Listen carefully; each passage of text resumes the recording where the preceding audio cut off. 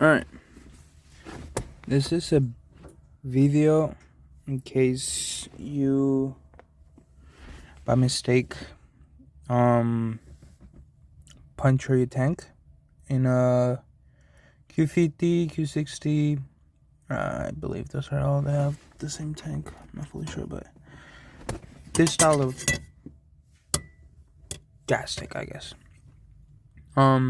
If for some reason you change your fuel pump because you want, I don't know, upgrade it, which I can really show you, but I have the C1, upgrade it, Hellcat pump. The bolts, mine's really rusted out and they stripped. All of them almost did. Yeah, that's just rounded right there. So I went and got these, but these were a little too long and I didn't know that they were blind holes. Which, blind, if you don't know what it means, is that you can't see through them. So if you see right there, that one, you can't see through them. That's not blind, because you can. Gas, gas. That's a blind one. Gas, nothing. So I didn't know that. And as you can kind of see in there, well, what a flashlight, come on, stay in place. Stay in place. Oh, okay. The gasket in there seals the inside section of the tank, but it does not seal the outside. So if you puncture through it, a lot of fuel will start coming out, which that's what happened to me with that hole. Mine wasn't too bad. I did it just a bit, and I hear a little like whistle, and I was like, ooh, that's bad. So I backed it out and just put washers, and it fixed it. Oh, like it didn't really leak, but I had to change the pump because I thought I burned it. I didn't. It was just a lot of the cable. One cable got really toasty. That was about it. But then putting it back together, I forgot I needed the washer, so I punched it, and it was leaking a lot of fuel out through there. And I was freaking out because how are you gonna seal it? There's no way of sealing it unless you go from the inside and put something.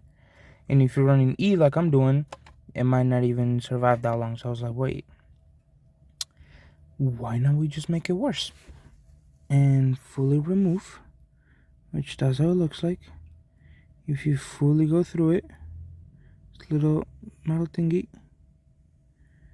and now you have a hole.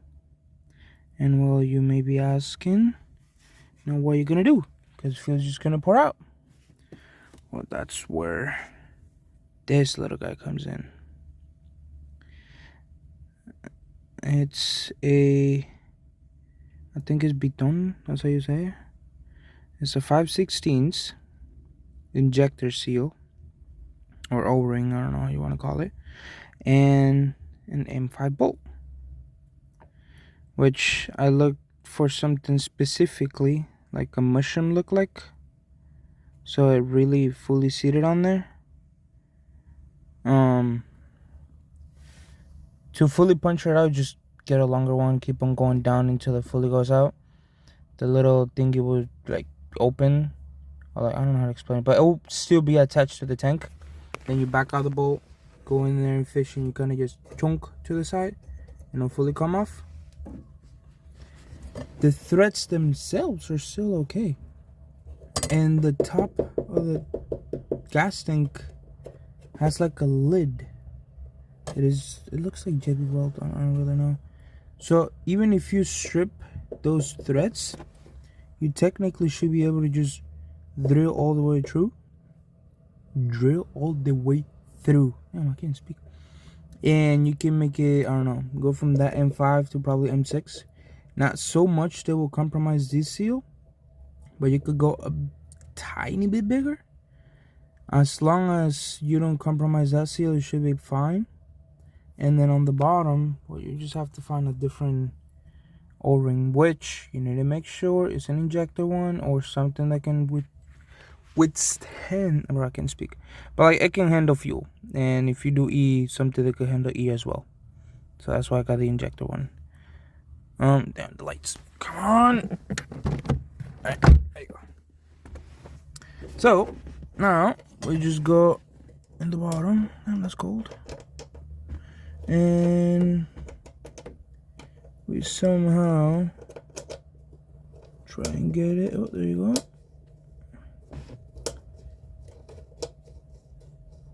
We just need to go up.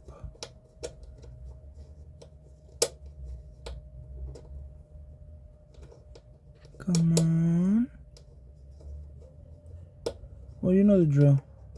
I would probably have to struggle a bit to get it started, but you go on the bottom all the way up, and then that will seal against it, so it'll keep fuel from, ooh, that's cold.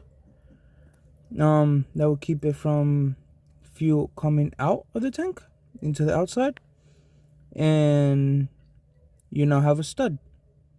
Which, now that I think about it, I'm gonna get a smaller one, because this is way too flipping long. So it'll be poking out that much. No, that's too much.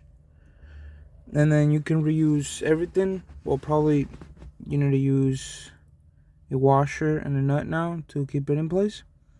And technically you could upgrade it in a way that way you don't, I don't know, if you strip a bolt and now you're like, oh shoot, I need to do all this process again.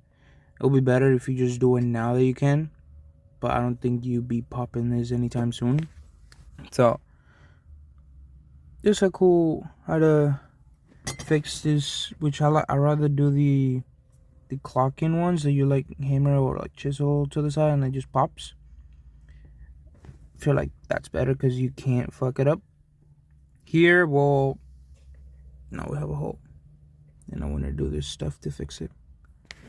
Yeah, hope it helps. Ta-da!